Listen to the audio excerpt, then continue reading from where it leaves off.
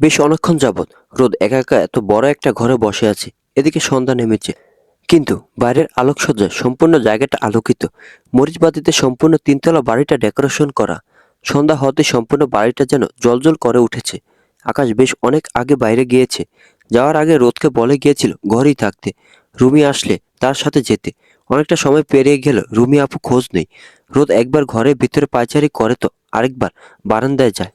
এমনই করতে করতে একসময় রোদ যখন বারান্দায় দাঁড়িয়ে মেঘের ফাঁকে ঝুলন্ত অর্ধেন্দু দেখছিল, তা যেন আকাশে অলিক রূপক। সেই সময় দরজা খোলার আওয়াজে রোদ একটু নড়েচড়ে ওঠে। বারান্দা থেকে দৌড়ে ঘরে এসে দেখে রুমি এসেছে, সাথে একটা মেয়ে। দুইজনের হাতেই বেশ অনেক জিনিস, কিন্তু হুট করে পিছন থেকে একটা মেয়ে এসে রোদকে জড়িয়ে ধরে। জড়িয়ে ধরা বললে ভুল হবে, রোদের উপর ঝাঁপিয়ে পড়েছে। এতে রোদ অবাকে চরমে, সে সাথে রুমিয়ার সাথে আসা মেয়েটাও। ঝড়ের বেগে যেমন রোদের উপর ঝাঁপিয়ে পড়েছিল, ঠিক তেমন ঝড়ের বেগে বলতে থাকে, রোদ রে, আমি ঝর্ণা। ঝর্ণার গলার আওয়াজে রোদ নিজে আরো বেশি অবাক হয়ে যায়। ঝর্ণাকে এখানে কোনোভাবে রোদ আশা করেনি। ঝর্ণাকে সরিয়ে এনে রোদ দেখে সত্যি এটা ঝর্ণা। সাদা রঙের সারারা, সাথে খুব সুন্দর সাজে সেজেছে মেয়েটা। রোদ ঝর্ণাকে দেখে এক প্রকার কান্না করে দিয়ে বলে, তুই তুই এখানে? ঝর্ণা রোদের হাত ধরে বলে, হ্যাঁ, রামিসা আপু তো আমার খালাতো বোন হয়, সে সুবাদে এই বিয়েতে। জানিস রোদ, রুমি আপু যখন রোদ নাম বলছিল তখনই তোর কথা মনে এসেছিল, কিন্তু নিশ্চিত ছিলাম না। যখন আকাশ ভাইয়ের কথা বলল তখনই নিশ্চিত হলাম। রুমি এগিয়ে এসে ঝর্ণার কাঁধে হাত থেকে জিজ্ঞাসা করে, তোমরা একে অপরকে চেনো? ঝর্ণা উৎফুল্ল হয়ে জবাব দেয়, চিনবো না আপু, আমার ছোটবেলা থেকে এই একটাই বান্ধবী, আমার বেস্ট ফ্রেন্ড। জানেন আপু, আমাদের বাড়ি একই এলাকায়, কিন্তু একটু দূর। ঝর্ণার কথায় রুমি হেসে উঠে বলে, তাহলে তো ভালোই হলো, বান্ধবী থাকতে আর চিন্তা নেই। আমি তো ভাবছিলাম রোদ এখানে সেভাবে কাউকে চেনে না, আর আমিও ব্যস্ত থাকবো, কিভাবে যে ওর সময় কাটবে বা ভালো লাগবে। ঝর্ণা, তুমি আমাকে নিশ্চিন্ত করলে।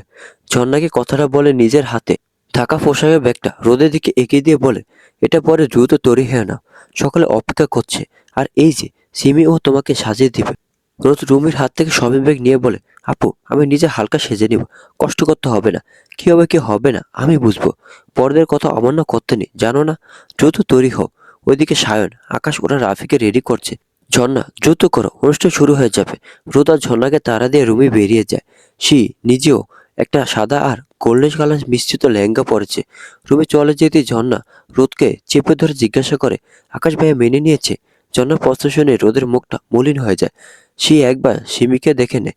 সিমিকে দেখে মনে হচ্ছে পার্লারের মেয়ে। সে তার জিনিসপত্র বের করতে ব্যস্ত। রোদ ঝর্ণার দিকে তাকিয়ে বলে, আমাদের ভিতর চুক্তির বাঁধন, হতেও পারে এই বাঁধন মাত্র 4 মাসের, আবার তার বেশিও, বলা যাচ্ছে না। জনা কিঞ্চিত অবাক হয়ে বলে, মানে কন্ট্যাক্ট ম্যারেজ?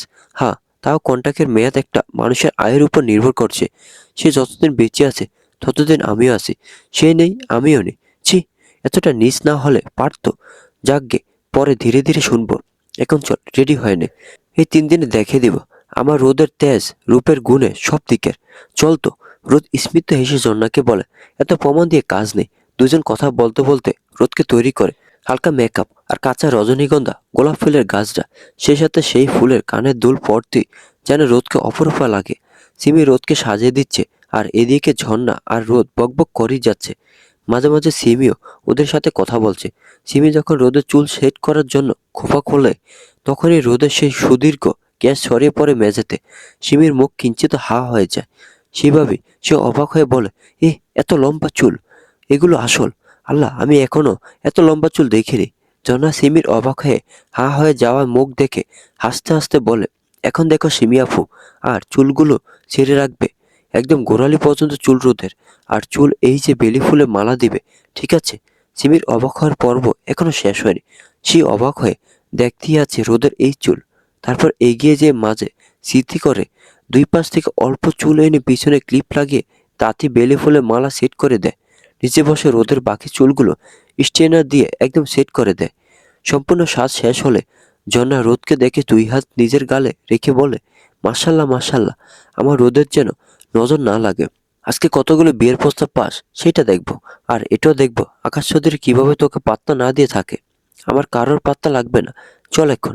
ওরা 3জন বেরিয়ে যায় ঘর থেকে। যেখানে হলুদের অনুষ্ঠান হচ্ছে সেদিকেই যাচ্ছে।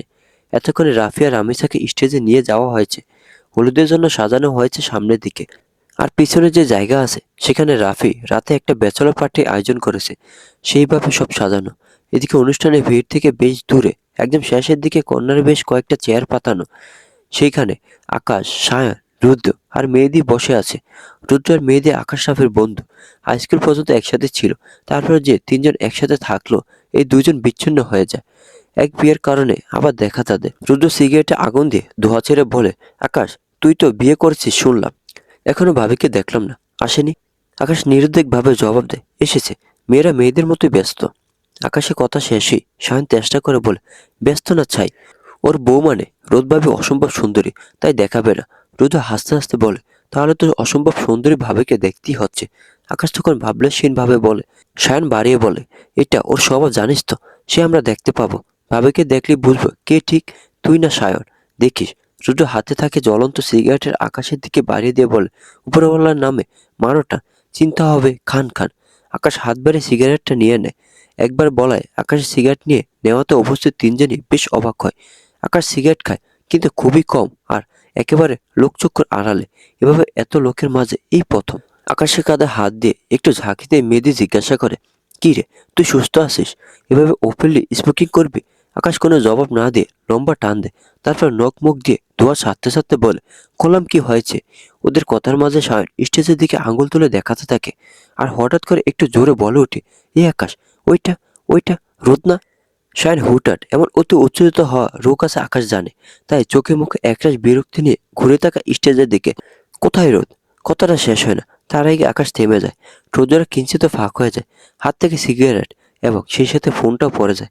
অপলক হয়ে সে তাকিয়ে আছে স্টেজের দিকে। স্টেজে যেয়ে সাদা একটা পরি নেমে এসেছে। যত দীঘল কালো চুল পা ছুঁইছে, সেই সাথে ফুলের গহনা এবং উজ্জ্বল ফর্সা গালে হালকা গোলাপি আর সোনালি আভা যেন অপরূপা অপ্সরা করে তুলেছে। এদিকে সায়ন, রুদ্র, মেহেদী আকাশে এমন অবস্থা দেখে নিজের মধ্যে হেসে গড়াগড়ি অবস্থা। সায়ন আকাশে গায়ে হাত দিয়ে জোরে ঝাঁকি দিয়ে বলতে থাকে, আকাশ, ও আকাশ, তুই কি এই জগতে আসিস নাকি ভিন জগতে? আকাশ নরম সুরে ডাকায় আকাশের কোনো প্রতিক্রিয়া না পেয়ে সায়ন এবার আকাশে কানে কাছে জোরে চেঁচিয়ে ওঠে, আকাশে বাচ্চা চোখ দিয়ে সব করে ফেলবি নাকি? সায়নের জোরে কথা বলায় আকাশের চেতনাভঙ্গ হলেও সাথে পাশ থেকে যাওয়া বেশ কয়েকজন সুন্দরী রমণী সায়নের কথায় হাসতে হাসতে পাশ কাটিয়ে যায়। আকাশ নড়ে চড়ে বসে আর বলে, ওটা রোদ না, অন্য কেউ। আকাশের কথায় তিনজনে আরো একবার অট্ট হাসিতে মগ্ন হয়। সায়ন তো হাসতে হাসতে আকাশে গায়ে গড়িয়ে পড়বে এমন অবস্থা। আকাশ ওদের নিজের বউকে দেখে টাসকি খেয়েছে, অথচ এখন স্বীকার করছেন না। আকাশ বসা থেকে উঠে দাঁড়ায়। পাঞ্জাবি পকেট থেকে ফোন বের করতে যেয়ে ফোন না পেয়ে বলে, আমার ফোনটা? মেয়েদি মাটি থেকে ফোন তুলে দিয়ে বলে, এই যে, বউকে দেখে সব তো ফেলেছিস, এটা তার মধ্যে আছে। আকাশ মেয়েদের হাত থেকে ফোনটা নিয়ে নেয়। আর কোনো কথা না বলে সোজা হাঁটা শুরু করে। সায়ন আকাশের পিছন পিছন যেতে থাকে আর বলতে থাকে, দাঁড়া, রোদের সাথে দেখা না করলে ঘুম হবে না। দাঁড়া আকাশ। কিন্তু আকাশ কি শুনে সায়নের কথা? সে নিজের মতো হেঁটে এগিয়ে যায় স্টেজের সামনে। রোদ এতক্ষণে নেমে এসে দাঁড়িয়ে আছে স্টেজের পাশে। ঝর্ণার সাথে কথা বলছিল। সেই সাথে ঝর্ণা রোদের সাথে সেলফি তুলতে ব্যস্ত। ঝর্ণাকে পেয়ে যেন রোদ আকাশের চাঁদ হাতে পেয়েছে। রোদকে এত বেশি আনন্দিত দেখে আকাশে কপালে ভাঁজ পড়ে। এত খুশির কি কারণ সে খুঁজে পায় না। রোদ তার দিকে পিট করে দাঁড়িয়েছে। এই কারণে রোদ দেখেনি আকাশ এসে দাঁড়িয়েছে। কিন্তু আকাশ দেখতে পাচ্ছে রোদের সেই সুদীর্ঘ চুল, যা অযাচিত ভাবে তার বুকে কাঁপন ধরায়। রোদের পিছনে এসে দাঁড়িয়ে আকাশ বেশ গম্ভীর স্বরে ডাক দেয়, রোদ। রোদের কানে আকাশে গলা পৌঁছাতে রোদ একেবারে চুপ করে যায়। ভয় এবং লজ্জায় রোদ যেন আড়ষ্ট হয়ে যায়। তবু ভয়ে ভয়ে ঘুরে থাকে আকাশের দিকে। দূর থেকে দেখে আকাশে বিশ্বাস করতে একটু কষ্ট হলো। এখন আর সন্দেহের অবকাশ নেই।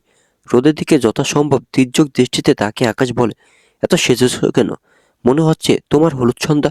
আকাশের কথা শুনে ঝর্ণা ফট করে বলে ওঠে, মনে হলে হোক, তাতে আপনার কি?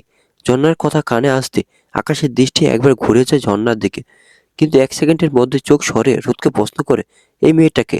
রোদ স্বাভাবিকভাবে উত্তর দেয়, আমার বান্ধবী ঝর্ণা। এখানে রাফি ভাইয়ের বউরও খালাতো বোন হয়, তাই। আচ্ছা, ঘরে চলো। আকাশের কথায় রোদ অবাক না হয় পারে না। কপাল কুঁচকে আকাশের দিকে তাকিয়ে প্রশ্ন করে, আমি এইমাত্র এলাম, এখন কেন ঘরে যাব? আকাশ কাট কাট ভাবে জবাব দেয়, মেকআপ বেশি হয়েছে সেগুলো তুলতে। বেশি? কই, সে বেশি হয় হোক, আমি যাব না। আপনার কাজ থাকলে আপনি যান। রোদের জেদ একরখামি মার্কার কথায় আকাশ বিরক্ত হয়ে বলে, তুমি যাবে কিনা, ইয়েস অর নো? রোদ দ্বিগুণ তেজে বলে, নো মানে না।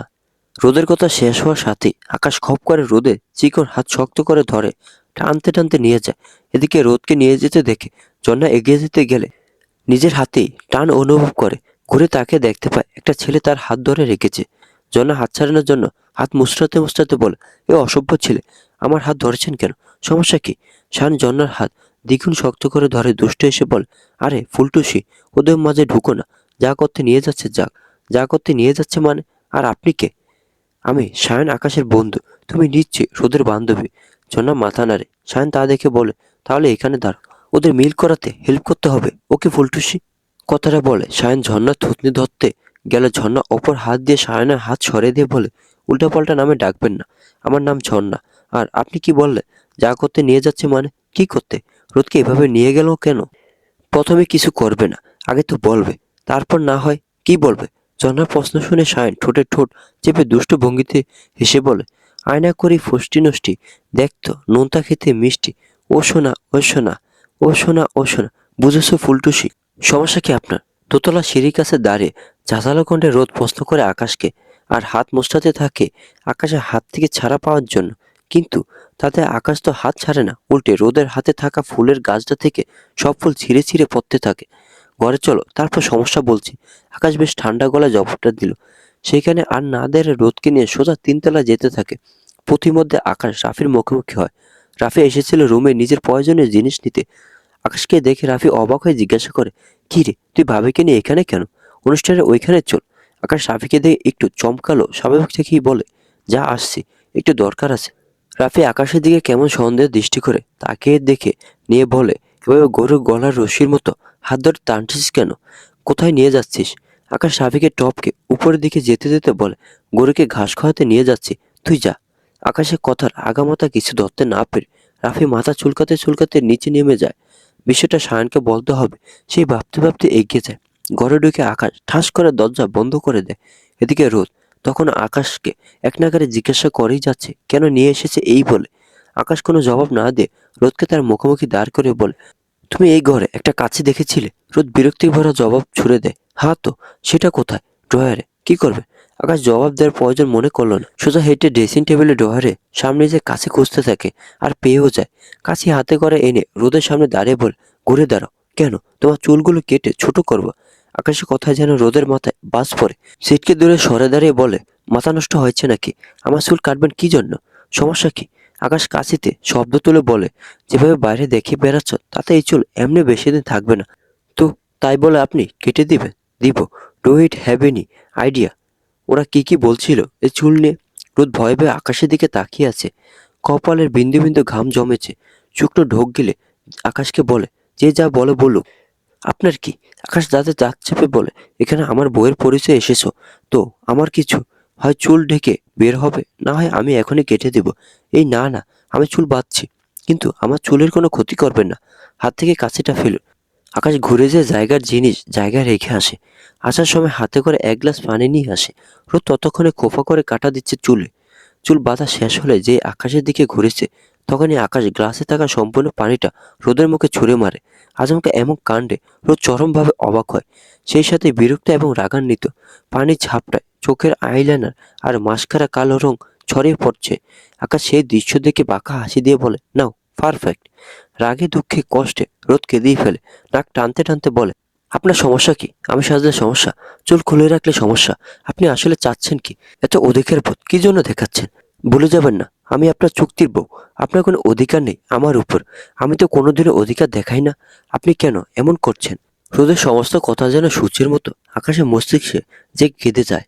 যদিও প্রত্যেকটা কথা 101 ভাগ সত্যি, তবুও যেন আকাশে মেনে নিতে একটুও মন সায় দিচ্ছে না। রোদের দিকে একটু জোর কদমে এগিয়ে যেতে চায়। সেই সময় মেঝেতে পড়ে থাকা পানিতে পা পিছলে ধপ করে মেঝেতে পড়ে যায়। কিন্তু আকাশ একা নয়, বরং পড়ে যাওয়ার আগে রোদের হাতটা ঠিকই ধরে ফেলেছিল। ভেবেছিল রোদকে ধরে হয়তো বেঁচে যাবে, কিন্তু না, উল্টে রোদ তার উপর পড়েছে একেবারে ভেঙে চুরে। শক্ত মেঝেতে পড়ে আকাশের কোমরে এবং মাথায় বেশ আঘাত লাগে। আর রোদের হাতের কনুইতে রোদ বেশ জোরে আর্তনাদ করে উঠল, ও মা গো, হাতটা ভেঙেই গেল। পড়লেন পড়লেন, একাই পড়তেন, আমাকে কেন টানলেন? রোদের থেকে কয়েকগুণ বেশি ব্যথা আকাশ পেয়েছে। তবু সেই ব্যথা ভুলে রোদকে বলতে থাকে, একটুখানি লেগেছে, তাতেই এই। আমার জায়গায় পড়লে তো অক্কা পেতে। রোদ আকাশে কথার উত্তর না করে হাতের উপর ভর দিয়ে উঠতে যায়। সে সময় আবার হাত পিছলে যে আকাশে বুকের উপর মুখ থুবড়ে পড়ে যায়। রোদের আচমকা পড়ে যাওয়াটা আকাশ বিরক্ত হয়ে বলল, স্টুপিড, এটুকু উঠতে পারো না? কথাটা শেষ করে আরো কিছু বলতে চাচ্ছিল আকাশ, তার আগে টের পেল রোদের নরম তুলতুলে শরীরটা নিঃশব্দে এসে তার সঙ্গে লেপ্টে আছে। সামান্য সে স্পর্শে আকাশের বুকের ভেতর হঠাৎ তীব্র এক ধাক্কা লাগে, যেন হৃৎপিণ্ডে কেউ অদৃশ্য হাতুড়ি দিয়ে বারবার আঘাত করছে। শ্বাসটুকু মুহূর্তে ভারী হয়ে আসে, মুষ্টিবদ্ধ হাতের তালু আরো শক্ত হয়ে আসে। রোদের এবার খুব সাবধানে উঠে বসে আকাশের দিকে চিন্তিত দৃষ্টিতে তাকিয়ে প্রশ্ন করে, আপনার কি খুব বেশি লেগেছে? আকাশ রোদের দিকে না থেকে চোখ বন্ধ করে লম্বা একটা নিঃশ্বাস ফেলে বলে, না। তাহলে আপনার বুক এত জোরে জোরে ধুকপুক করছে কেন? আমি এখান থেকে শুনতে পাচ্ছি। রোদের কথা শুনে আকাশ রোদের দিকে তাকিয়ে আস্তে করে বলে, স্টুপিড। রোদের কানে হয়তো কথাটা পৌঁছায়নি। আকাশ নিজের হাত রোদের দিকে বাড়িয়ে দিয়ে বলে, হেল্প করো। রোদ বাধ্য মেয়ের মতো আকাশে হাত ধরে উঠতে সাহায্য করে। আকাশে উঠে দাঁড়াতে কোমরে বেশ জোরে টান অনুভব করে। পানিতে পাঞ্জাবের অনেকাংশ ভিজে গিয়েছে। রোদ সেদিকে লক্ষ্য করে বলে, আপনি চেঞ্জ করেনি? একটু মুভ স্প্রে করে নিলে ব্যথা কম হবে। মুভ কোথায়? খুঁজলে করো না কেন? কাছে পাওয়া যাবে। আর না পেলে তেল দিয়ে দিব। গরম তেল মালিশ করলে অনেকটা ব্যথা কমে যায়। এসব কিছু লাগবে না, এমনই সেরে যাবে। তুমি যে চেঞ্জ করে নাও, তারপর আমি শাওয়ার নিব। রোদকে কথাটা বলে আকাশ একটু ঘুরিয়ে কোমর হাত থেকে খাটের দিকে এগিয়ে যায়। পাঞ্জাবি খুলে মেঝেতে ফেলে খাটের উপর বসে পড়ে। আকাশে এমন নাজেহাল অবস্থা দেখে রোদ মিটি মিটি হেসে বলে, আমাকে শাস্তি করতে যেয়ে নিজেই কুপকাত। রোদের কথায় আকাশের মধ্যে কোনো ভাবান্তর দেখা গেল না। উল্টে সে চোখের উপর হাত রেখে শুয়ে পড়ে। আকাশকে কিছু বলতে না দেখে রোদ মনে মনে বেশ চিন্তিত হয়। আসলে কি খুব জোরে ব্যথা লেগেছে কিনা ভাবনা ভাবতে ভাবতে রোদ ঘর থেকে বেরিয়ে যায় ওষুধের খোঁজে। রোদ চলে যেতে আকাশ বুকের বাঁ পাশে হাত রেখে নিজের মতোই বলে, কাম ডাউন, কাম ডাউন। সমস্যা কি হচ্ছে? এই মেয়েটা আমার ধৈর্যের চরম পরীক্ষা নিচ্ছে। উফ, ফুলটুসি, কোথায় যাচ্ছ? সায়নের ইঙ্গিতপূর্ণ কথায় দাঁড়িয়ে যায় ঝর্ণা। চোখে মুখে একরাশ বিরক্তি টেনে সায়নকে বলে, যার নামে যাচ্ছি, যাবেন? শান ফিক করে হেসে দিয়ে বলে, ওই জায়গা তো তোমার জন্য আমার জন্য 70 জন হুর অপেক্ষা করছে। কিভাবে যাই বলো? ঝর্ণা মুখ বেঁকে বলে, হুরপরি? হু, আপনার জন্য কটকটি রানী অপেক্ষা করছে, তাই নাকি? তো এইভাবে ছুটছো কেন? ঝর্ণা কিছুটা ভেবে সায়নকে জিজ্ঞাসা করে, রোদকে দেখেছেন? ঝর্ণার কথা শুনে সায়ন আকাশের দিকে তাকিয়ে গালে আঙুল ঠেকিয়ে বলে, রাতের বেলা রোদকে দেখবো কিভাবে? সূর্য উঠুক, তারপর দেখবো। ঝর্ণা কপালে হাত রেখে বিরক্ত হয়ে বলে ওঠে, উফ আল্লাহ, অসহ্য লোক একটা। কথাটা বলে হনহনে ঝর্ণা চলে যেতে থাকে। সায়ন এদিকে ঝর্ণার পিছু ছুটে যেতে যেতে বলে, এই ফুলটুসি, রাগ করো না, দাঁড়াও, রোদের খোঁজ দিচ্ছি। ঝর্ণা দ্রুত বেগে চলা পা জোড়া থেমে যায়, ঘুরে সায়নের দিকে তাকিয়ে থাকে রোদের ব্যাপারে কিছু শোনার আশায়। সায়ন এসে ঠিক ঝর্ণার মুখোমুখি দাঁড়ায়। ঝর্ণা মেয়েটাকে সায়নের মনে ধরেছে সেই প্রথম দিনই, সেই সন্ধ্যায় যখন রোদকে সকল অপমানে অবজ্ঞায় লাঞ্ছিত করছিল। সেই মুহূর্তে দাঁড়িয়েও ঝর্ণা রোদকে বুঝিয়েছে, শান্ত রাখার আপ্রাণ চেষ্টা করেছে, শক্ত করে ধরে রেখেছিল রোদের বাহু। কারো দৃষ্টিতে পড়ুক বা না পড়ুক, সায়নের দৃষ্টিতে সেই নিঃস্বার্থ বন্ধুত্ব পরায়ণতা ঠিকই পড়েছিল। অনেকদিন অনেকভাবে কলেজে ঘুরে ফিরে ঝর্ণার সমস্ত খোঁজ নিয়েছে। এই চঞ্চললা চপলা নারীটি সেই খবর কি রাখে? রাখে না, রাখার কথাও না। কিছু বলছেন না কেন? ঝর্ণা ঝরঝর করে বলা কথায় সায়নের ঘোর কাটে। সে নিবিষ্ট মনে তাকে পরখ করতে ব্যস্ত ছিল। রোদের তীব্রতা আমার বন্ধু আকাশ হিট স্ট্রোক করেছে, তাই তাকে সুস্থ করতে এবং রোদের তীব্রতা কমাতে আমার বন্ধু তাকে নিয়ে গিয়েছে। সায়নের ঘোরানো পেছানো কথার আগামাথা ঝর্ণা বুঝতে না পেরে পুনরায় প্রশ্ন করে, এই আপনার মাথা কি ঠিক আছে? নাকি আপনি আমাকে পাগল মনে করেন, বলেন তো? সায়ন দুদিকে মাথা নাড়ে বলে, তোমাকে পাগল না, পাগলি মনে করি। পাগল তো হব আমি, আর তুমি হবে আমার পাগলি। তারপরে দুজনে মিলে রাস্তায় রাস্তায় ঘুরবো, ভালো হবে না? সায়নের খাপছাড়া কথায় জনার মাথা গরম হয়ে যায়। সে দুই হাত জোর করে বলে, ক্ষমা করেন, আমি আপনার সাথে আর কোনো কথা বলতে চাই না। আপনার সাথে কথা বলে আমি নির্ঘাত পাগল হয়ে যাব। সায়নের প্রতি উত্তরের প্রতীক্ষা না করে জন্না হনহনে চলে যায়। মনে মনে স্থির করে রোদের ঘরে যে তাকে ডেকে নিয়ে আসবে। যেভাবে সেই কাজ। জন্না দুই হাতে সারানার নিচের অংশ একটু উঁচু করে সিঁড়ি দিয়ে উপরে থাকে। এক ধাপ উঠার পরে দেখতে পায় রোদ দ্রুত পায়ে নেমে আসে। জন্নাকে দেখতে পেয়ে রোদের পায়ের গতি থেমে যায়। জন্নার কাছে এগিয়ে এসে রোদ বলে, ঝর্ণা, তোর কাছে কোনো ব্যথায় দেয়ার মতো মলম বা স্প্রে আছে? রোদের কথায় ঝর্ণা একটু অবাক হয় আর জিজ্ঞাসা করে, ব্যথা স্প্রে দিয়ে তুই কি করবি? কোথায় ব্যথা পেয়েছিস বল? আকাশ ভাই কিছু করেছে? আরে না, আমি কোথাও ব্যথা পাইনি, ওই আকাশ চৌধুরী ব্যথা পেয়েছে তাই। রোদের মুখ থেকে আকাশ চৌধুরীর নাম শুনে ঝর্ণা একটু গা ছাড়া ভাব করে বলে, তো আকাশ তোদের ব্যথা পেয়েছে, তা তোর কি? আমার বান্ধবীকে যে কষ্ট দেয় তার ব্যথা পাওয়া উচিত, আরো বেশি ব্যথা লাগুক। ঝর্ণা খামখেয়ালি কথায় রোদ ফিসিল হেসে দেয়। ঝর্ণার মাথায় আঙ্গুল দিয়ে গুঁতা দিয়ে বলে, ওনার বাবা মা আমাকে ভরসা করেন আর অত্যাধিক বেশি ভালোবাসেন। এখন আমার উপস্থিতিতে তাদের ছেলে কোনো সমস্যা হলে আমারই দেখা উচিত, তাই কি না বল? ঝর্ণা ভিক্ষের মতো মাথা দোলায় আর বলে, ঠিক আছে চল, আমার ঘরে আছে। আসার সময় আমার মা ব্যাগে করে জোর করে দিয়ে দিয়েছিল। কেন জানিস? কেন? ঝর্ণা তখন পায়ের দিকে নজর দিয়ে বলে, এই দেখ কত উঁচু হিল পড়েছি, পায়ের গোড়ালিতে ব্যথা হবে আমার মা 100 ভাগ নিশ্চিত, তাই তো সঙ্গে দিয়ে দিয়েছে। আচ্ছা চল, ভালোই হলো তোর থেকে পেয়ে গেলাম। ঝর্ণা আর রোদ দুজনে চলে যায় দোতলায়। ঝর্ণা যে রুমে থাকছে সেইখানে। এদিকে আকাশ বেচারা মাথা ফুলে উঠেছে। না সে চিত হয়ে বালিশে মাথা রাখতে পারছে, না তো বসে থাকতে পারছে। বাধ্য হয়ে উপরে শুয়ে পড়ে। ব্যথা কমলে নিচে যাবে, না হলে সায়ন সহ বাকি সকলে লেগফুল করার একটা সুযোগও ছাড়বে না। আকাশ যখন মনে মনে এত কথা ভাবছে, ঠিক সেই সময় হন্তদন্ত হয়ে রোদ ভিতরে প্রবেশ করে। আকাশ না দেখে বুঝতে পারে কে এসেছে। রিনঝিন নূপুরে শব্দ করে রোদ ছাড়া কেউ যে আসবে না আকাশ ভালো মতোই জানে, তাই সে একইভাবে শুয়ে থাকলো। রোদ এগিয়ে এসে আকাশকে বলে, ব্যথার স্প্রে এনেছি, একটু দিয়ে নিন, কোথায় লেগেছে? আকাশ বাড়াইছে মুখ গুজে রেখে বাঁ হাত দিয়ে মেরুদণ্ড বরাবর কোমরের দিকে দেখে ফসকি স্বরে বলে, এখানে স্প্রে করে দাও। আ আ আমি? এখানে আর কেউ আছে? না নেই। দেন, ডু ইট ফাস্ট। অগত্যা রোদ আকাশের আদেশ অনুযায়ী স্প্রে করতে এগিয়ে যায়। আকাশে পায়ের দিকটায় বসে। আকাশের গায়ে তখন স্যান্ডো গেঞ্জি। রোদ কাঁপা কাঁপা হাতে আকাশের গেঞ্জিটা ধরে খুব সাবধানে উপরে তুলে দেয়, যাতে একদমই স্পর্শ না লাগে। পরে দেখে আকাশ বেশ ব্যথা পেয়েছে। ফর্সা পিঠের অনেকাংশ লাল হয়ে আছে। রোদ সেই জায়গাগুলোতে ভালোভাবে স্প্রে করে দেয়। তারপর উঠে দাঁড়িয়ে আকাশের উদ্দেশ্যে বলে, হয়ে গিয়েছে। থ্যাঙ্কস। আকাশের থেকে এতটুকু উত্তর শুনে রোদ আর দাঁড়ায় না, দ্রুত পায়ে বেরিয়ে যায়। হলুদের অনুষ্ঠান শেষ হতে হতে প্রায় রাত 12টা বেজে যায়। এদিকে রাফি চেঞ্জ করে ফ্রেশ হতে গিয়েছে, আর সায়ন, মেহেদি, রুদ্র বারবিকিউ রেডি করছে। ব্যাচেলর পার্টিতে শুধু ছেলেরা থাকবে এমন নয়, মেয়েরাও থাকবে। রামেশার পরিবার এখানে থাকায় রামেশা সহ বাকি সকলে উপস্থিত থাকতে পারবে। রামেশার ইচ্ছা ছিল বলিউড স্টাইলে ডেস্টিনেশন ওয়েডিংয়ের, সেই অনুযায়ী রাফি সব ব্যবস্থা করেছে। রামেশের প্রত্যেকটা ইচ্ছা পূরণে যেন সে বদ্ধপরিকর। সকলে মতামতে তোয়াক্কা না করে রাফি একরক্ষাভাবে সমস্তটা অ্যারেঞ্জ করেছে। রামিছা যেমন চায় ঠিক তেমনভাবে বিয়ের অনুষ্ঠানকে সে সাজিয়েছে। এমনকি এই ব্যাচেলর পার্টির আইডিয়াটা রামিছার। যদি রাফির সাথে রাফির বড় বোন রুমির মতামতে সম্পূর্ণ মিল থাকা একটু সুবিধা হয়েছে। রুমির একটি 5 বছরের ছেলে আছে, তাকে খাইয়ে ঘুম পাড়িয়ে রেখে ওদের সাথে জয়েন করবে বলে জানিয়েছে। সায়ন আর মেহেদি মিলে যখন বারবিকিউ চিকেন ফিশগুলো ঝুলন্ত কয়লার উপর রাখা হচ্ছে, সে সময় রুদ্র গিটারে টুংটাং আওয়াজ তুলে বলে, আকাশটা কোথায়? সায়ন তখন দুষ্টামি করে জবাব দেয়, রোদের তীব্রটা হিট স্ট্রোক করেছে। সায়নের কথায় তিনজনই সমান তালে হেসে ওঠে। সেই সুযোগে মেহেদি বলে, হতেই পারে। আসলে আকাশে বউ মানে আমাদের ভাবি অনেক সুন্দরী। আকাশ তো মনে হয় ভাবিকে ছাড়ে না।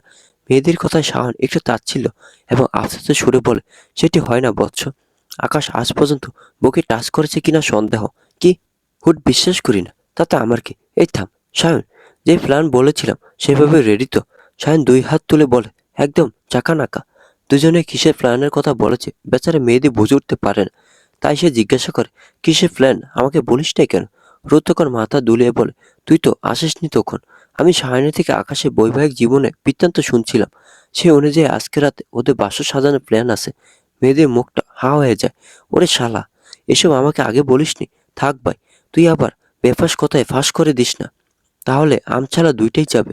মেয়েদের জিভ কেটে দুই দিকে মাথা নেড়ে বলে, আরে না, আমিও আছি তোদের সঙ্গে। সায়ন নিজের মতো কাজ করতে করতে বলে, আকাশের ব্যাপারটা আমরা দেখব, আর রোদ ভাবিকে রেডি করবে রুমি আপু, সেভাবে বলা আছে। এখন চুপ থাক, আকাশ যে কোনো সময় চলে আসবে। তিনজনে মুখে তালা দেওয়ার মতো চুপ করে যায়। দেখা যায় কিছুক্ষণের মধ্যেই আকাশ এসে উপস্থিত। ব্ল্যাক শার্ট আর জিন্সের প্যান্ট পরে এসেছে। হাতা ফুল করতে করতে এগিয়ে এসে বসে রুদ্রের পাশে। আকাশকে দেখে সায়ন বলে ওঠে, শরীরের উত্তাপ কমেছে? না, তোকে পিটিয়ে বাকিটুকু কমাতে হবে। আকাশ বাদে বাকি তিনজন হেসে উঠে আকাশের এমন কথায়। সায়নের কথা বাদ দে, আজকে জব্বর একটা জিনিস এনেছি, রাশিয়ান বাউটি। রুদ্রের কথায় সায়ন হাততালি দিয়ে বলল, সাব্বাস, জীবনে কাজের কাজ করেছিস। মেয়ে বাহিনীকে পাঠিয়ে আমাদের নাইট আউট হবে।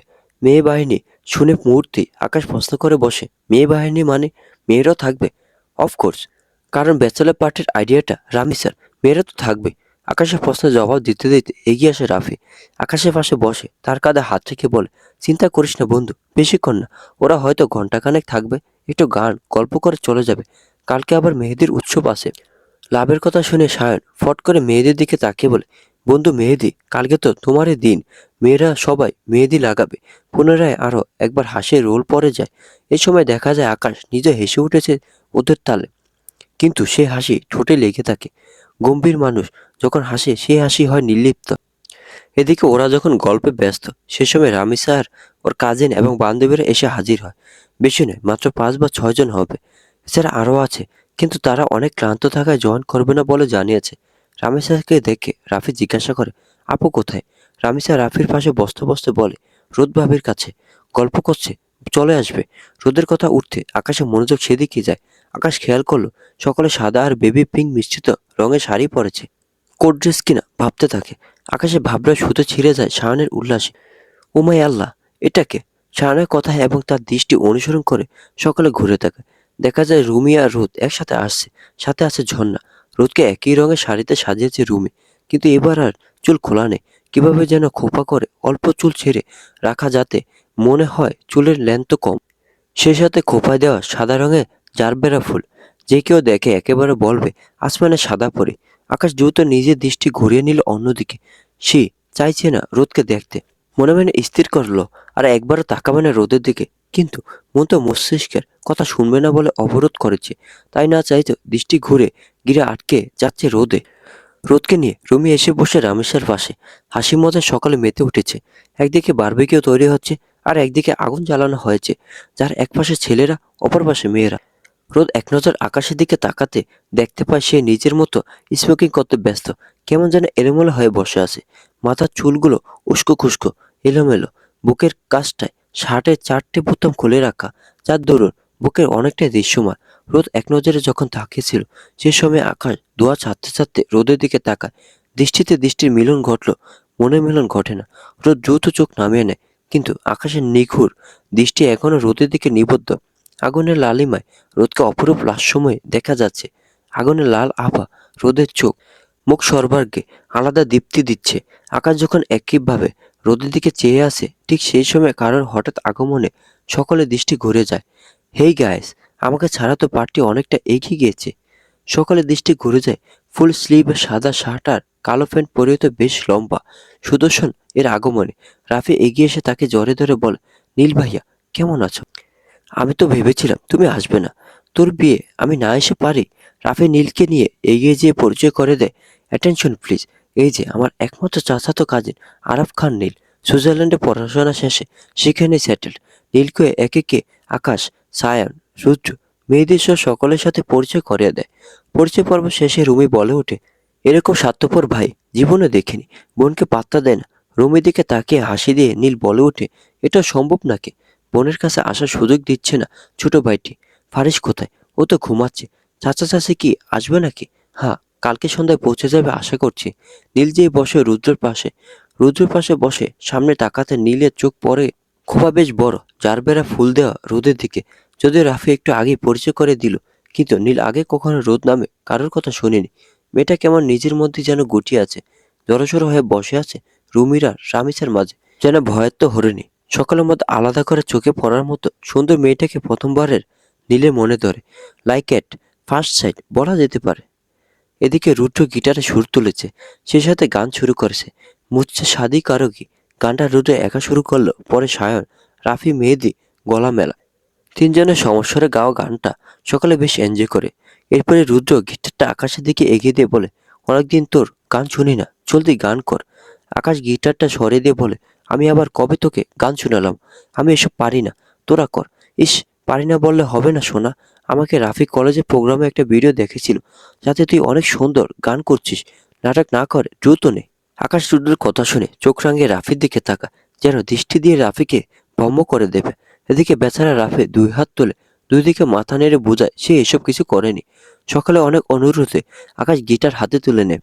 দিকে দিকে জ্বালা বুকের মাঝে এ প্রেমের ফাগুনে গলে যায় মন মোমের মতো।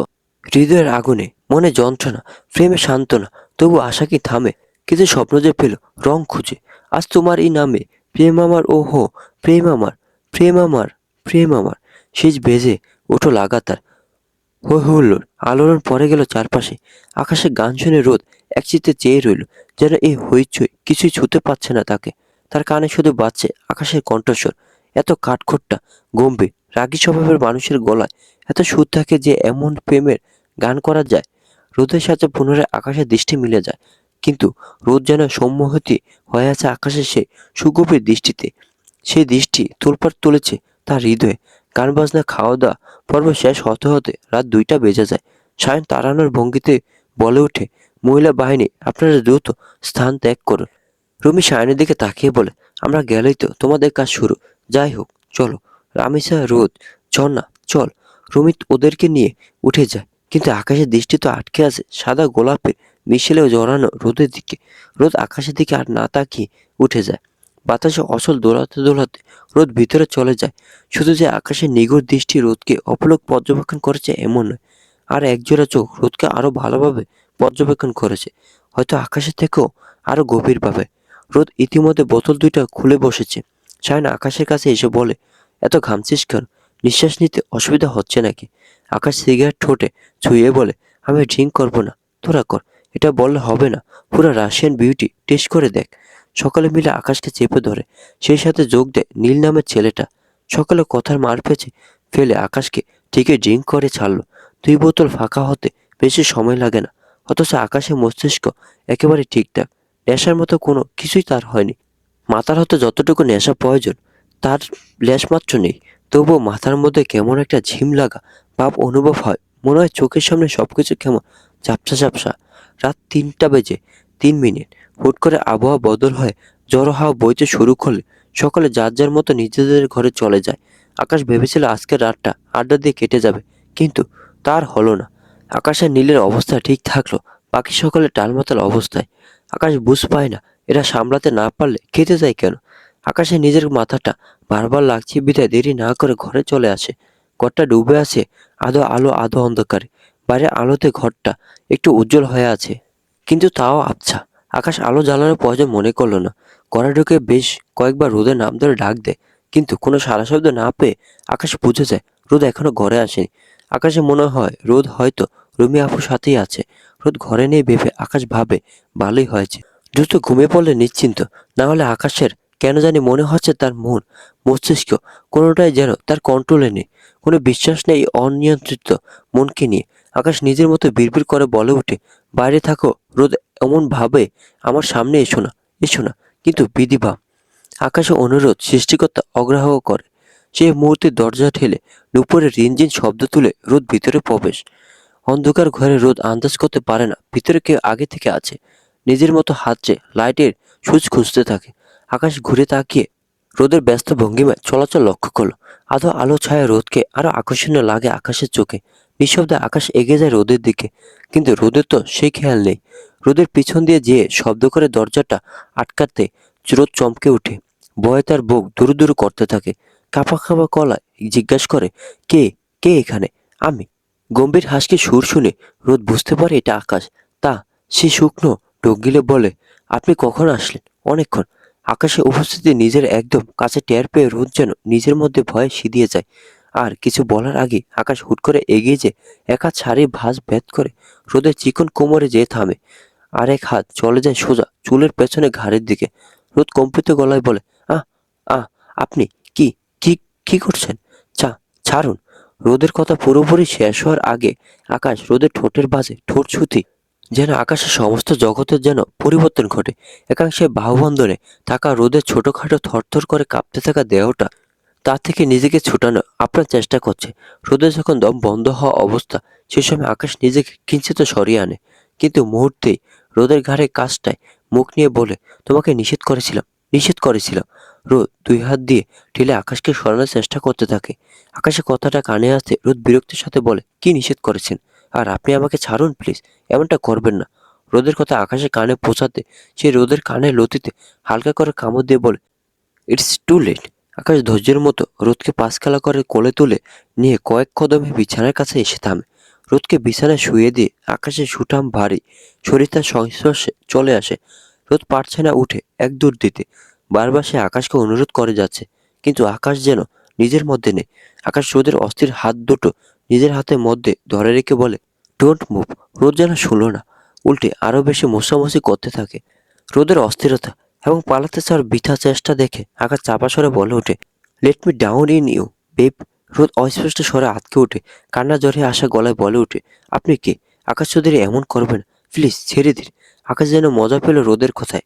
রোদের কণ্ঠনালীতে ঠোঁট ছুঁয়ে বলে, আকাশ চৌধুরী একজন সুস্থ সামর্থ্যবান পুরুষ, সে অবশ্যই পারে। So let me love you. বাইরে তুমুল ঝড় উঠেছে, অঝোর ধারায় বৃষ্টি নেমে আসে, আর ক্ষণে ক্ষণে আকাশ চিরে বিদ্যুতের ঝলকানি ছুটে যাচ্ছে। এমন অসময়ে ঝড় বৃষ্টির কথা ভাবাই যায় না, তবু প্রকৃতি তো নিয়ম মানতে বাধ্য নয়। সে নিয়মে ভাঙতে সদা প্রস্তুত। প্রকৃতি যেমন উন্মুক্ত ক্রোধে চারপাশ তছনছ করে দিচ্ছে, ঠিক তেমনি কোথাও দুইটি হৃদয় এক অসহনীয় দহনময় অনুভূতির ঝড়ে ভেঙে টুকরো টুকরো হয়ে যাচ্ছে। ভালোবাসা আর ধ্বংস যেন এক হয়ে গেছে। নিষ্ঠুর অনুভূতির ঝড়ে ভেঙে চুরমার হয়ে মিশে যাচ্ছে হৃদ্যতা। ভালোবাসা আর যন্ত্রণার মাঝখানে বন্দী হয়ে কেটে যায় অন্ধকার রাত। বারান্দার দরজার পর্দাগুলো মৃদু মন্দ বাতাসে ধীরে ধীরে দুলছে। গত রাতে তীব্র ঝড়ের কারণে উড়ে আসা শুকনো আর ভেজা পাতা বারান্দাটা এলোমেলো হয়ে আছে। কোথাও জমে থাকা বৃষ্টির পানিতে এখনো ছোট ছোট ফোঁটার ঝিলিক দেখা যাচ্ছে। পুরো বারান্দা জুড়ে বৃষ্টি ভেজা গন্ধ আর রাতের ঝড়ের প্রমাণ যেন ছড়িয়ে আছে। ঘরের ভেতরটা আধো অন্ধকার। এলোমেলো হয়ে থাকা বিছানার উপর পাতলা এক কমফোর্টারের নিচে গুটিসুটি মেরে এখনো ঘুমিয়ে আছে রোদ। মুখের উপর এলোমেলো চুল পড়ে আছে। নিঃশ্বাসগুলো ধীর আর ভারী, যেন গভীর ক্লান্তি তাকে ঘিরে রেখেছে। ঠিক তখনই হঠাৎ করে ছাদের উপর কিছু পড়া বিকট শব্দে চারপাশে নিস্তব্ধতা ভেঙে যায়। ধরফর করে কেঁপে ওঠে রোদ। চমকে ঘুম ভেঙে যায় তার। কয়েক সেকেন্ড চোখ বন্ধ রেখে শুয়ে থাকে সে, যেন বুঝতে চেষ্টা করছে ঠিক কী হয়েছে। তারপর ধীরে ধীরে একটু নড়ে বসতে গিয়ে শরীরের ভেতরটা কেঁপে ওঠে। মুহূর্তে অনুভব করে সমগ্র শরীর যেন তীব্র বিষ ব্যথায় জর্জরিত। হাত পা থেকে শুরু করে পিঠ, ঘাড়, কাঁধ সব জায়গায় টান টান ব্যথা ছড়িয়ে আছে। মনে হচ্ছে শরীরের প্রতিটা হাড় যেন আলাদা হয়ে গেছে। সামান্য নড়াচড়াতেই ব্যথার ঢেউ ছুটে যাচ্ছে সারা দেহে। রোদ অজান্তেই ঠোঁট কামড়ে ধরে। বুকের ভিতর অস্বস্তিকর একবার জমে ওঠে।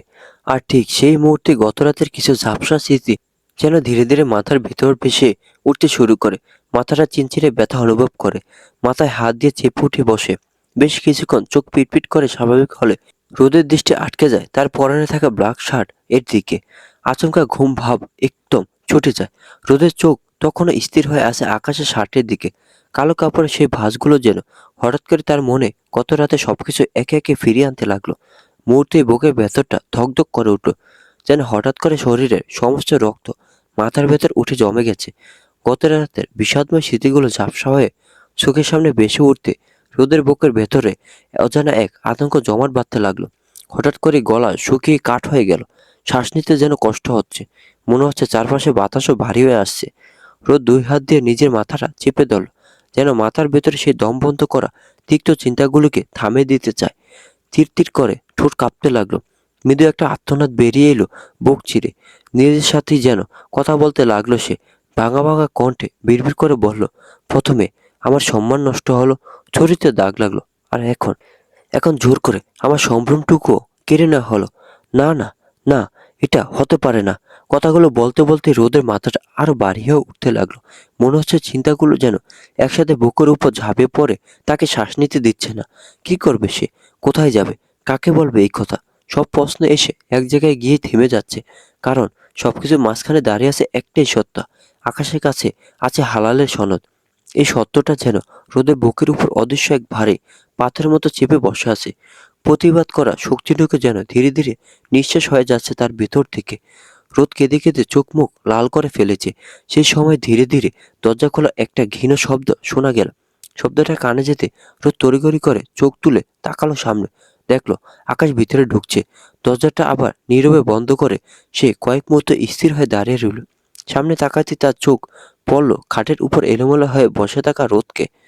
চোখ দুটো কান্না করায় ফুলে আছে, মুখটা ক্লান্ত আর এলোমেলো চুল। দৃশ্যটা দেখে আকাশের ভিতরে অদ্ভুত এক অস্বস্তি কাজ করলো। সে মাথা নিচু করে ধীরে ধীরে এগিয়ে এসে খাটের সামনে দাঁড়ালো। কি বলবে, কোথায় তাকাবে, কিছু যেন ঠিক বুঝে উঠতে পারছে না। অবশেষে দৃষ্টি অন্যদিকে সরিয়ে পকেট থেকে একটা ওষুধের স্টিপ বের করে রোদের দিকে বাড়িয়ে দিল। নিচু স্বরে বলল, এটা অবশ্যই খেয়ে নিও, পারলে এখনই খেয়ে নিও। রোদের কি হলো সে নিজেও জানে না। দ্রুত পায়ে বিছানা থেকে নেমে সোজা আকাশের সামনে যেয়ে দাঁড়ায়। মুহূর্তে গায়ে সমস্ত শক্তি দিয়ে আকাশের গালে ঠাস করে সশব্দে চড় বসিয়ে দেয়। আকাশের দিকে রক্তচক্ষু নিয়ে তাকিয়ে বড় বড় শ্বাস নিতে নিতে বলে, কাপুরুষ, নির্লজ্জ, বেহায়া, ছি! যাকে নিজের স্ত্রী বলে পরিচয় দিতে লজ্জা করে, তার সাথে শারীরিক সম্পর্ক করতে লজ্জা লাগে না? এখন আবার ওষুধ এনে দিচ্ছেন। অমানুষ! আকাশের চোয়াল শক্ত হয়ে আসে অপমানে, কিন্তু ভুলটা তার নিজেরই, সে খুব ভালোভাবেই জানে। রোদের রিয়েক্ট করাটাও স্বাভাবিক, কিন্তু এত বেশি করে ফেলবে আকাশ ভাবতে পারেনি। আকাশ রোদের দিকে তাকিয়ে শক্ত গলায় বলে, রোদ, বাড়াবাড়ি হয়ে যাচ্ছে, ডোন্ট ক্রস ইউর লিমিট। রোদ আকাশের কথার সাথে হাততালি দিতে থাকে আর বলে, বাহ, বাহ! নিজের সীমা বুঝে না, জানে না, মানে না। সে আমাকে শিক্ষা দিতে এসেছে। ছি! আপনার তো লজ্জায় মাটিতে মিশে যাওয়া উচিত। অথচ দেখুন আপনি কত বড় বেহায়া যে এখনো দাঁড়িয়ে আছেন আমার সামনে। রোদ! আকাশ চেঁচিয়ে ওঠে রোদের বিপরীতে। এই আওয়াজ নিচে, একদম আওয়াজ নিচে। যদি গায়ে ন্যূনতম মানুষের রক্ত থাকে তো একদম আওয়াজ নিচে। ক্ষতি আমার হয়েছে আপনার কারণে, যা নষ্ট হওয়ার আমার হয়েছে আপনার কারণে।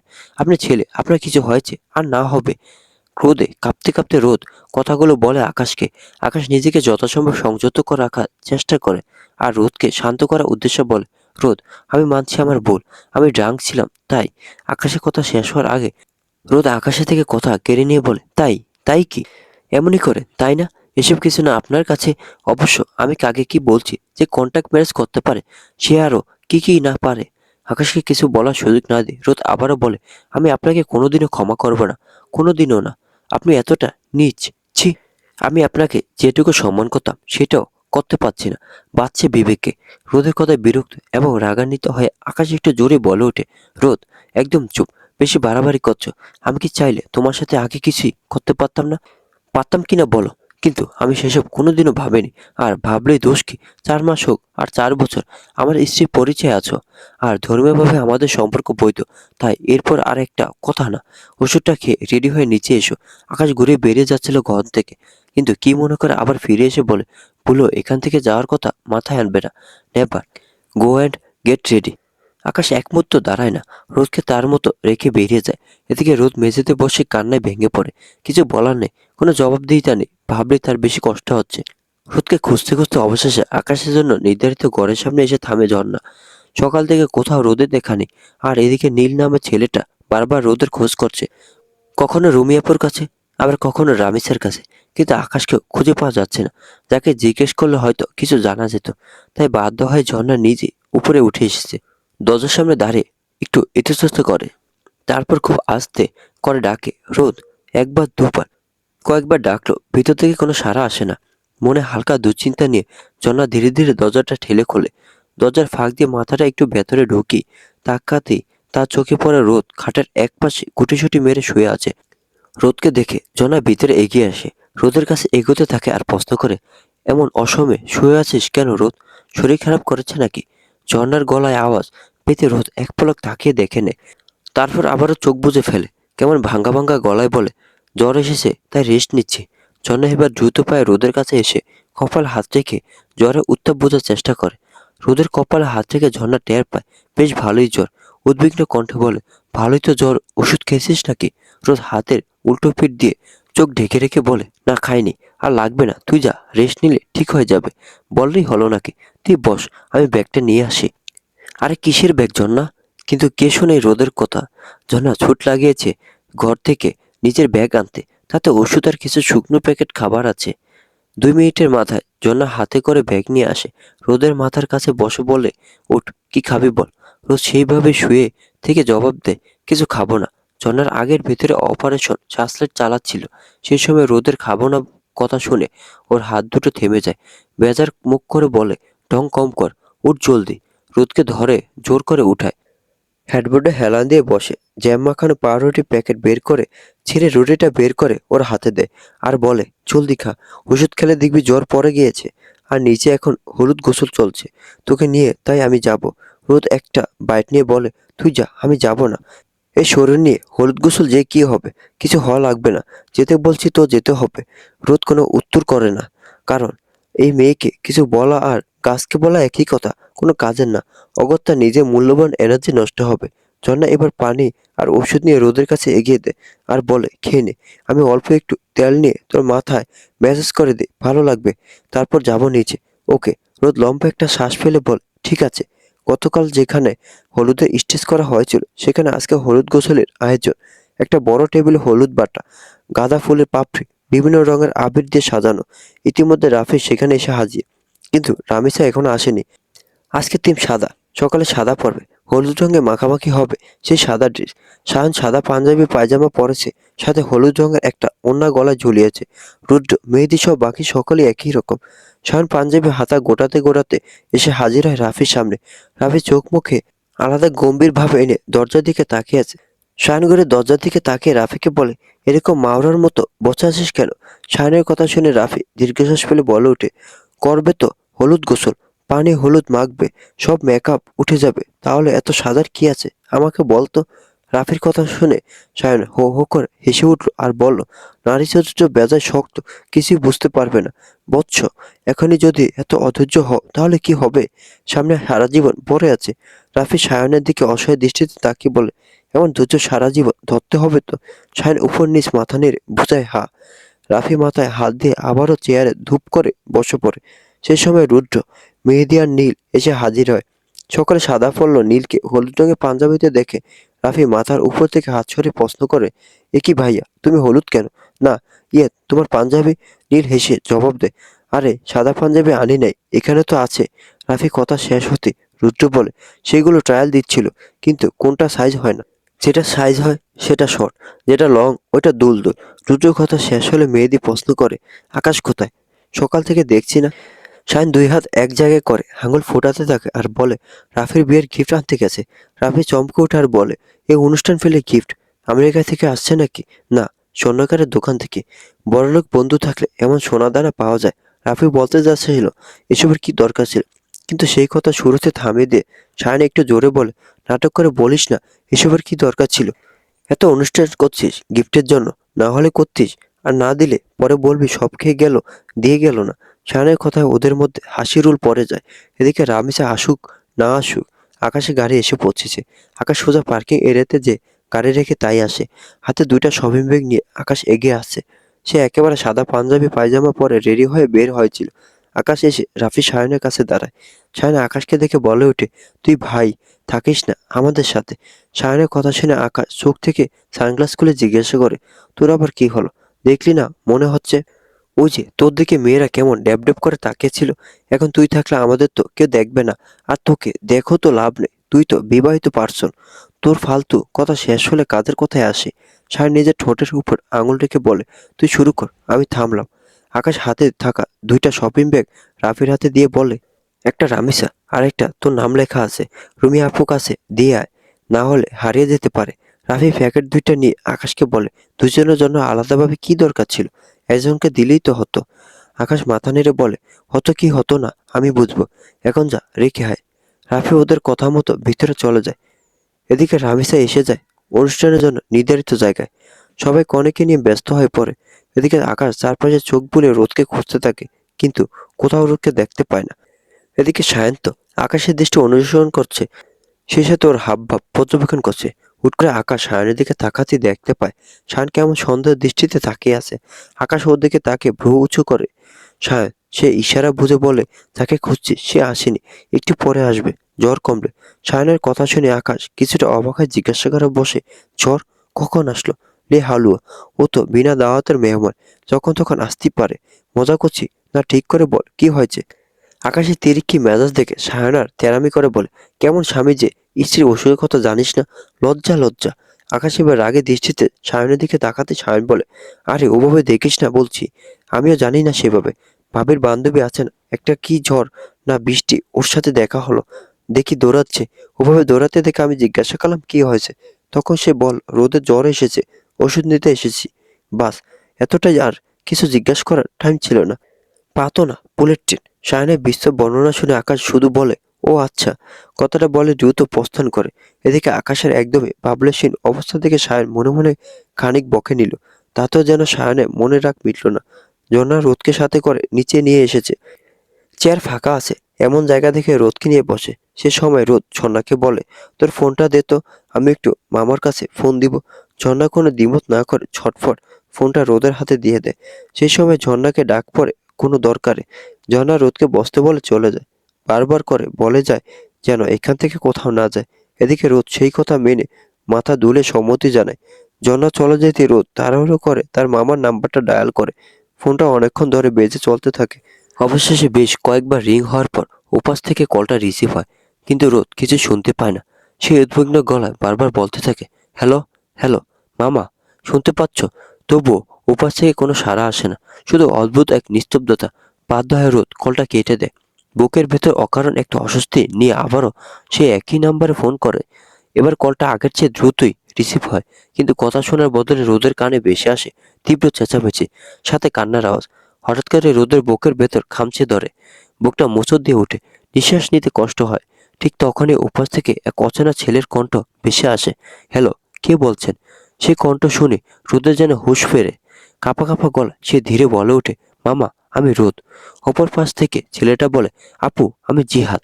তুমি জলদি বাড়ি আসো। ফুফু, হ্যালো, জিহাদ, জিহাদ, শুনতে পাচ্ছিস না? জিহাদ। রোদ কিছুক্ষণ ফোনটার দিকে তাকিয়ে থাকে, যেন বিশ্বাসই করতে পারছে না কি হল। তাড়াতাড়ি আবার একই নাম্বার ফোন দিয়েছে, কিন্তু এবার শোনা যায় নাম্বারটি বন্ধ। রোদের বুকের ভেতরটা হঠাৎ করে শূন্য হয়ে যায়। সে আবার চেষ্টা করে, আবারও, কিন্তু প্রতিবারে আপনার ডায়ালকৃত নাম্বারে এই মুহূর্তে সংযোগ প্রদান করা সম্ভব হচ্ছে না। কথাটা ভেসে আসছে। এদিকে ওপাশে জিয়াদ ঠিক কি বলতে চাচ্ছিল সেটা সে পুরোপুরি শুনতে পারেনি। শুধু একটা শব্দ তার কানে এসেছিল, ফুফু। তারপরে লাইন কেটে গিয়েছিল। শব্দটা যেন বারবার প্রতিধ্বনি হতে থাকে রোদের মাথার ভেতর। হঠাৎ করেই তার মনে অজানা এক আতঙ্ক ছেয়ে যায়। বুকের ভেতর ধুকপুক শব্দটা বেড়ে যায় অস্বাভাবিকভাবে। মনে হতে থাকে কিছু একটা ঠিক নেই, কিছু একটা ভয়ঙ্কর ঘটেছে অথবা ঘটতে চলেছে। রাফির আমিষায় হলুদ গোসল চলছে। আকাশবাদে সকলে উপস্থিত। সায়ন, রুদ্র, মেয়েদি সকলে মিলে হলুদ পানিতে গুলিয়ে সায়নের মাথায় ঢালতে ব্যস্ত। রাফিকে হলুদ নিয়ে একদম গোসল করে দিয়েছে। মাছ ভাজার আগে হলুদ দেয় দেখেছিস, ঠিক তেমনই তোকে ভাজা ভাজা করা হবে, তাই বেশি করে হলুদ দিয়ে দিচ্ছি। তুই যদি বলিস লবণ দিয়ে দিব। রাফির মুখে হলুদ ঘষতে ঘষতে সায়ন কথাগুলো বলে। এদিকে রাফির দম বন্ধ করা অবস্থা। অনেক কষ্টে সায়নের হাত থেকে নিজের মুখমণ্ডল রক্ষা করে সায়নের উদ্দেশ্যে বলে, তোকে আমি ঝাল বাটা দিয়ে মেরিনেট করব। রুদ্র তখন হাসতে হাসতে সায়নের উদ্দেশ্যে বলে, ওর মতো লুচুকে কে বিয়ে করবে? রুদ্রের কথায় সায়ন কিছু বলতে যাবে, তার আগে ছুটে আসা এক রমণীর ধাক্কায় সায়ন ধপাস করে মাটিতে পড়ে যায়। কোমরে বেশ আঘাত পেয়ে সায়ন ধমকের সাথে বলে ওঠে, চোখ খুলে রেখে হাঁটেন নাকি? সায়নকে ধাক্কা দিয়ে ঝর্ণা দাঁড়িয়ে যায়। সায়ন ঝর্ণাকে দেখে চিৎকার দিয়ে বলে ওঠে, তুমি শিট, যাও যাও, আমি আবার সুন্দরী রমণীর প্রতি দুর্বল। সায়নের কথা শুনে রুদ্র মেয়েদের কানে কানে বলে, দেখেছিস, শুরু হয়েছে। শালার স্বভাব যাবে না দেখছি। মেয়েটাকে আগে থেকেই চেনে, চুপচাপ দেখে যা। নিজেদের মধ্যে কথা বন্ধ করে সামনের দিকে তাকায়। এদিকে ঝর্ণা ভালো করে দেখে বুঝতে পারে এটা শাওন, তাই সরি না বলে উল্টো বলে, আপনি? তাহলে ভালো হয়েছে, আরো জোরে দেওয়া উচিত ছিল। দাঁড়াও, তোমাকে দেখাচ্ছি। শাওন যেই মাটি থেকে উঠতে যাবে তখনই ঝর্ণা এবার ছুট দেয়। এবার ঝর্ণার নজরে আসে এক কর্নারে বসে থাকা আকাশের দিকে। ঝর্ণা ছুট এসে আকাশের সামনে দাঁড়িয়ে হাঁপাতে হাঁপাতে প্রশ্ন করে, এই যে মিস্টার চৌধুরী, আমার বান্ধবীটি কোথায়? ঝর্ণা এরূপ প্রশ্নে আকাশ বিরক্ত এবং একটু রাগান্বিত হয়ে বলে, তোমার সাথে ছিল, আবার আমাকে জিজ্ঞাসা করার কি আছে? আরে ভাই, আমার সাথে ছিল আমিও জানি, কিন্তু তখন আমাকে ডাকলো একটু কাজের জন্য। আর রোদ আমার ফোনটা নিয়েছিল ওর মামাকে ফোন দিবে, তাই এসে দেখি নেই। ফোন রামিসা আপুর হাতে দিয়ে আকাশ ভাবলেশীন ভাবে বলে, দেখো আশেপাশে আছে, আর না হয় ঘরে। আকাশে এমন ব্যবহার দেখে ঝর্ণা একটু উঁচু গলায় বলে ওঠে, আজব মানুষ তো আপনি, দেখে রাখতে পারবেন না, খোঁজ রাখতে পারবেন না, তো এনেছেন কেন? Irresponsible person. হেই মিস, মুখ সামনে। রোদ কোনো ছোট বাচ্চা না যে চোখে চোখে রাখতে হবে। She is adult. তো গলা নিচু করে কথা বলো, আমার কানে কোনো সমস্যা নেই। আকাশের ব্যবহারে ঝর্ণার মেজাজ চূড়ান্ত পর্যায়ে খারাপ হয়ে যায়। আরো কিছু বলতে চাচ্ছিল, কিন্তু তার আগে সায়ন এসে হাজির হয় আর জিজ্ঞাসা করে, কোনো সমস্যা? আকাশ, কি হয়েছে? আকাশ উত্তর দিতে উদ্যত হয়, কিন্তু সুযোগ পায় না। তার আগে ঝর্ণা বলে ওঠে, রোদকে খুঁজে পাচ্ছি না। এদিকে উনি রোদের হাসবেন এবং সাথে করে রোদকে নিয়ে এসেছেন, অথচ রেসপন্সিবিলিটি নেই। ঝর্ণার কথা শুনে সায়ন নিজেও একটু অবাক হয়। কি রে আকাশ, কি বলছে? রোদ কোথায়? আকাশ সায়নের দিকে তাকিয়ে বলে, জানি না। জানিস না মানে কি? মজা হচ্ছে নাকি? ঝর্ণার দিকে তাকিয়ে শায়ন প্রশ্ন করে, কি হয়েছিল সব ডিটেলসে বলো। ঝর্ণা শায়নকে সবটা খুলে বলে। সব শুনে শায়ন ঝর্ণার ফোনটা চেয়ে নেয়। লাস্ট কল করা নাম্বারে কল করে, কিন্তু নাম্বার বন্ধ আসে। কল হিস্ট্রি চেক দিয়ে দেখে রোদের সাথে মাত্র কয়েক সেকেন্ড কথা হয়েছে। শায়ন ঝর্ণার হাতে ফোন ধরিয়ে বলে, রোদ ওর মামার বাড়িতে গিয়েছে, তুমি চেনো? ঝর্ণা দ্রুত মাথা নেড়ে বলে, হ্যাঁ অবশ্যই চিনি।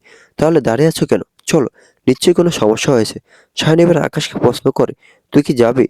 না, তোরা যা। যদি এখানে ফিরে আসে তো আমি তোদের কল করে জানাবো।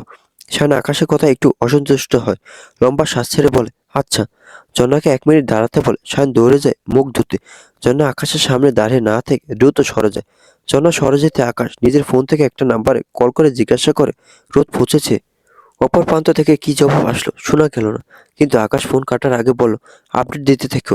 আকাশ ফোন রেখে বসে পড়ে। আবার আগের মতোই ঝর্ণা দূর থেকে আকাশকে এক পলক দেখে। চোখে মুখে রাগ, বিরক্তি সাপ স্পষ্ট। একটা মানুষ কিভাবে এতটা নির্দয়, নিষ্ঠুর হতে পারে তা ঝর্ণার জানা ছিল না। সায়ন চলে আসে, ঝর্ণা দ্রুত ওর সাথে বেরিয়ে যায়। আকাশ সেখানে বসে দেখতে থাকে গাড়ি নিয়ে ওদের বেরিয়ে যাওয়া। বন্ধুরা, আজকের গল্পটি এ পর্যন্তই। যদি গল্পটি ভালো লাগে তাহলে ভিডিওটি লাইক করো। আর গল্প সম্পর্কে কোনো মতামত জানানো থাকলে কমেন্ট করতে পারে। আর এই গল্পের পরবর্তীতে কি ঘটে তা জানার জন্য এবং এরকম আরো সুন্দর সুন্দর গল্প পাওয়ার জন্য আমার চ্যানেলটি সাবস্ক্রাইব করে বেল আইকনটি বাজিয়ে রাখুন। ধন্যবাদ।